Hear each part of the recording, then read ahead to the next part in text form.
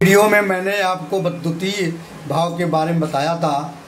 अब उसी श्रृंखला में आज आके आपको मैं बता रहा हूँ कि आपको धन किस दिशा से आएगा।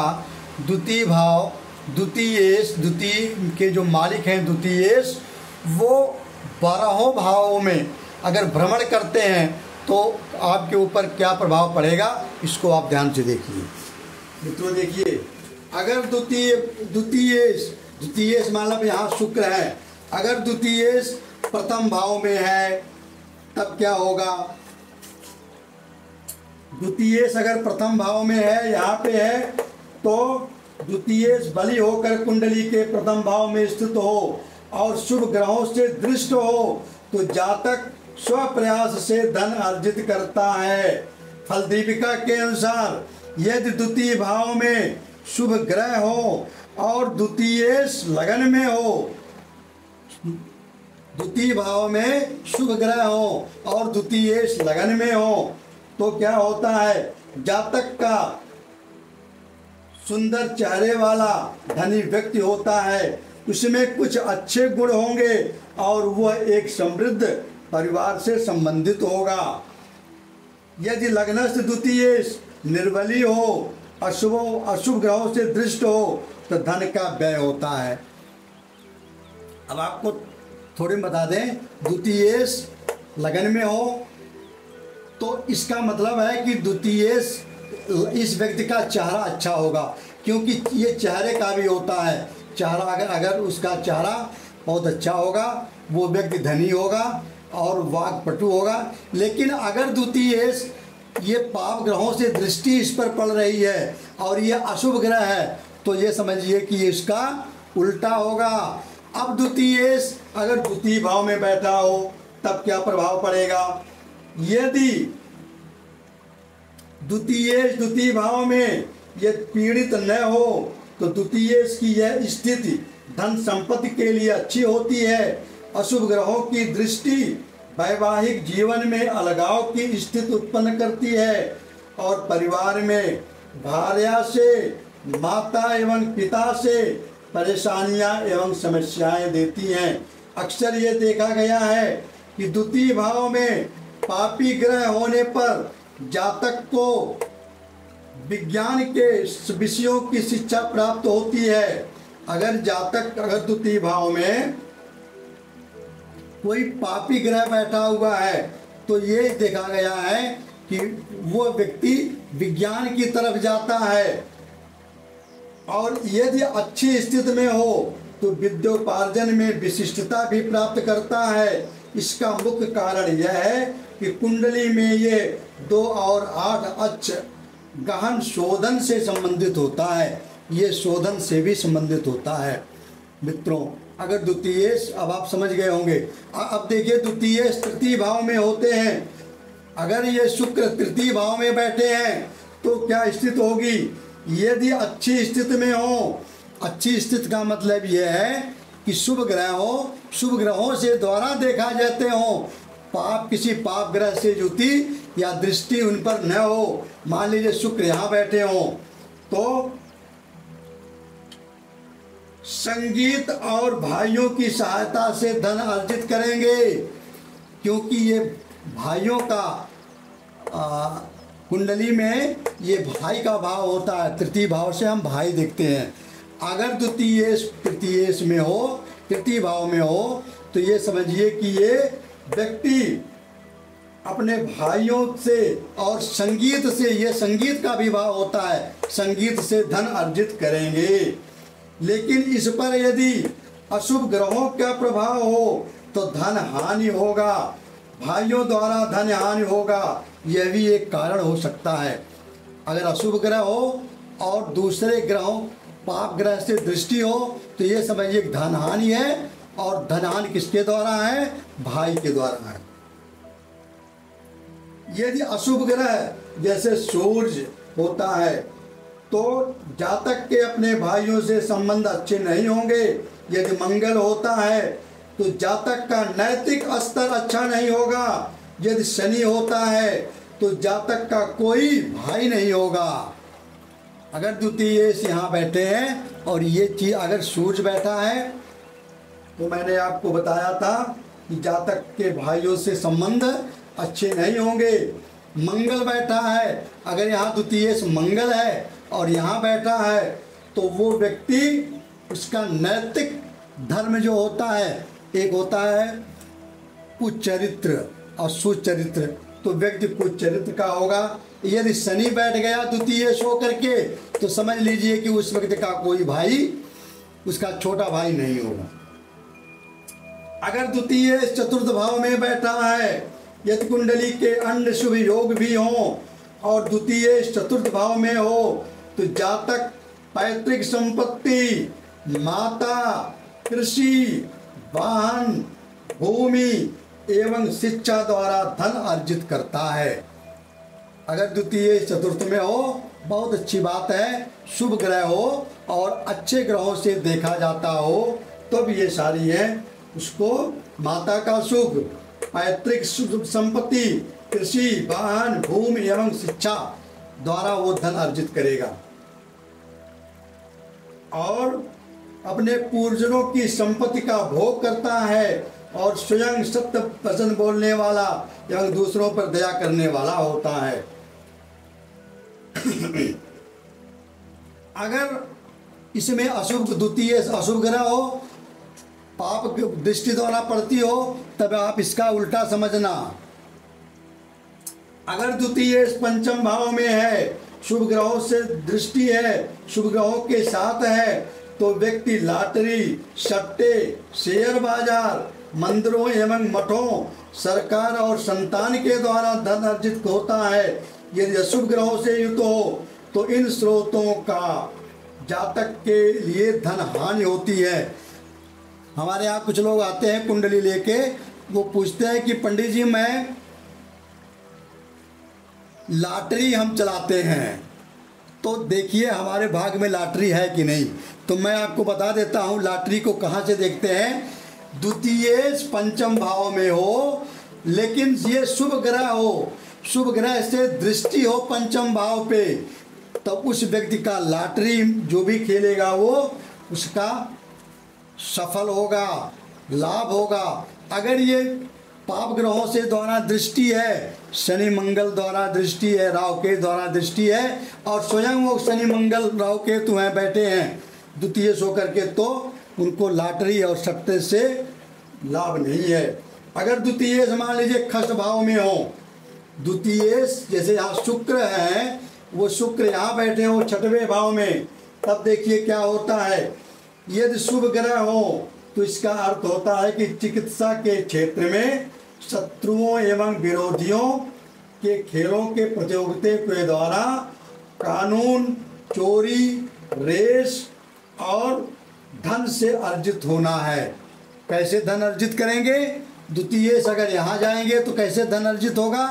चिकित्सा के द्वारा और कानून से द्वारा व्यक्ति वकील बनेगा, चिकित्सा डॉक्टर बनेगा।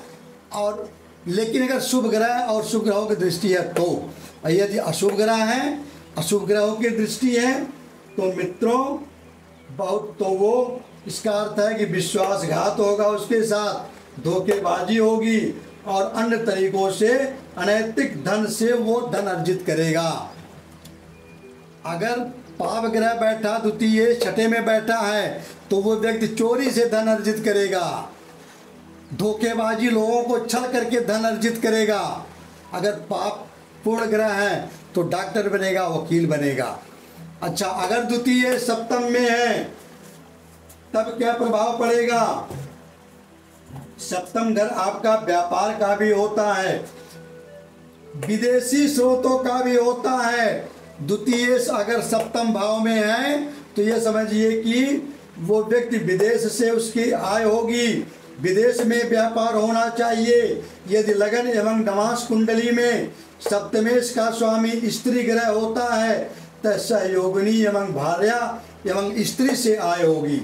और यदि वो पीड़ित है, अगर द्वितीय पीड़ित पाप ग्रह है और यहाँ पीड़ित भी है, इसका फल काम सुख के लिए संतोष हेतु धन का अपव्यय करेगा तो वह व्यक्ति बहुत बड़ा कामी होगा जो काम सुख के लिए अपने धन को अपव्यय करेगा। मित्रों, अगर आपकी कुंडली मेरे हाथ पड़ जाए तो मुझे आपको अपने बारे में बताने की ज़रूरत नहीं है। आपका हिसाब किताब क्या है, चरित्र कैसा है, धन कैसा है, वाणी कैसी है, बच्चे कितने हैं, होंगे या नहीं। एक ज्योतिषी आपके बारे में सब कुछ जान लेता है। आपके कुंडली के माध्यम से आपको बताने की कुछ ज़रूरत नहीं है। अच्छा, अब और देखिए, अगर द्वितीय अष्टम भाव में बैठा है तो इसका अर्थ है पैतृक धन संपत्ति। अगर शुभ ग्रह है तो पैतृक धन संपत्ति उसको मिलेगी। लेकिन यदि पीड़ित है तो इसका यह भी अर्थ होता है कि पैतृक धन संपत्ति का नाश भी होगा, आपको पैतृक संपत्ति नहीं मिलेगी। एक भाई साहब कल मुझे कुंडली दिखाए, उन्होंने कहा कि मुझे अपने पिता से कुछ नहीं मिला। मैंने उनको तुरंत कह दिया कि आपके द्वितीय पाप ग्रह होकर के अष्टम भाव में बैठे हैं। उन्होंने कुंडली दिखाई, वास्तव में ऐसा था। अगर पाप ग्रह आपके द्वितीय होकर के अष्टम में बैठे हैं और अष्टम भाव पर पाप ग्रह की दृष्टि हो या युति हो तो पिता की प्रॉपर्टी आपको नहीं मिलने वाली है। अच्छा, अगर द्वितीय भाव नवम भाव में है तब क्या होगा? यदि धन और भाग्य का संबंध होता है ये, इसलिए इसे शुभ विचार किया जाता है। यद्यपि अपने भाव से अष्टम भाव में स्थित होने पर द्वितीय के नैसर्गिक बल में कोई वृद्धि नहीं होती, यह पिता के द्वारा धन प्राप्ति भी दर्शाता है। ये 1 2 3 4 5 6 7 8 ये अष्टम भाव है। मैं आपको एक चीज बता दूं, भाव किसी भाव के अष्टम भाव में, किसी कारक के अष्टम भाव में अगर ग्रह जाता है तो उसकी वो हानि करता है। अगर द्वितीय का अष्टम में जाना, नवम में जाना, ये बहुत अच्छा नहीं होता। हालांकि ये केंद्र त्रिकोण का भाव होता है लेकिन बहुत अच्छा नहीं होता। हाँ, इसमें पिता के आय के द्वारा, पिता के स्रोतों पर आपकी इनकम बनी होगी, ये पिता का भाव होता है। इसका मतलब ये है, अगर आपकी कुंडली के द्वितीय नवम भाव में है तो आपको अपने पिता के आय से ही प्राप्त होगी, आपकी कोई अपनी आय नहीं प्राप्त होगी। और देखिए, अगर द्वितीय दशम भाव में गया है तब क्या भाव होगा? विद्वान होंगे, धनवान होंगे, अच्छे मार्ग से धनार्जन होगा, नौकरी अच्छी होगी, क्रय विक्रय व्यापार अच्छा चलेगा, धार्मिक क्रियाकलापों द्वारा उपदेश आदि से आय। यदि अत्यधिक पीड़ित हो तो धन की हानि होती है। दशमेश चूंकि केंद्र में सबसे महत्वपूर्ण भाव जो है दशमेश होता है। लगन से बली चतुर्थ भाव, चतुर्थ से बली सप्तम भाव और सप्तम भाव से बली दशम भाव होता है। केंद्र का सबसे बली भाव दशम भाव होता है और त्रिकोण का सबसे बली भाव लगन से बली पंचम भाव और पंचम से बली नवम भाव। केंद्र का सबसे बली भाव होता है दशम भाव। यहाँ से हम नौकरी देखते हैं, आय देखते हैं, आप जीवन में क्या करोगे ये देखते हैं, अच्छा करोगे, बुरा करोगे, शुभ कर्म करोगे, अशुभ कर्म करोगे, यहाँ से देखते हैं। और भाग्य भाव भी यहाँ से देखते हैं और केंद्र मजबूत ये नवम भाव होता है। आपका अगर द्वितीय 11वें भाव में गया है तब इसका क्या परिणाम होगा? द्वितीय अगर 11वें भाव से संबंध बनाता है, ये मैं आपको पहले भी बता दिया, तो धन संपत्ति के लिए बहुत ही शुभ होता है। ऐसा जातक धन उधार देकर उस पर ब्याज लेने से, वित्तीय सहायताओं के द्वारा, व्यापार के द्वारा और अपने बड़े भाई के द्वारा धन अर्जित करता है। ये छोटा भाई होता है, ये बड़ा भाई होता है। कुंडली का तीसरा भाव छोटे भाई से देखते हैं, छोटे भाई को इसमें देखते हैं, बड़े भाई को इसमें देखते हैं। अगर द्वितीय इसमें है तो बड़े भाई के द्वारा आपको धन मिलेगा। बड़े भाई के बिजनेस में आप घुस जाओगे और बिजनेस से, व्यापार से अच्छा होता है ये धन। यदि मान लीजिए द्वितीय 11वें में हो, 11वें द्वितीय में हो, ये बहुत बढ़िया धन योग बनता है। अब देखिए अगर द्वितीय 12वें भाव में है तो क्या फल मिलेगा। धार्मिक क्रियाकलापों के द्वारा धन एकत्रित होगा, सम्मानित पद मिलेगा, सरकारी सेवा मिलेगी, विदेशी स्रोतों से धनागम होगा। यदि पीड़ित हो तो अपव्यय होगा, धनहीन होगा और इनके उल्टे परिणाम होंगे। मित्रों, मैंने आपको द्वितीय के 12 भागों में बैठने का ये बता दिया। अब हम द्वितीय के बारे में अगली कुंडली में कुछ और बताएंगे। मित्रों नमस्कार, धन्यवाद। वीडियो को आप पूरा देखिए, लाइक करने, सब्सक्राइब करिए। मैं अपने स्तर से आपको सोचता हूँ कि कितनी सरल भाषा में ये अच्छी बातें आप तक पहुँचा दूँ। जो मैं पढ़ता हूँ मुझे अच्छा लगता है। मैं ये सोचता हूँ कि मुझे ये समाज में इसको पहुँचाना चाहिए, इसकी जानकारी देनी चाहिए, लोग सचेत हो जाएं, देख के खुद अपनी कुंडली जान जाएं। तो मैं अपने भरसक प्रयास में आपको सरल से सरलतम भाषा में मैं समझाने का प्रयास करता हूँ। मित्रों नमस्कार, आपको आपका दिन शुभ हो। धन्यवाद।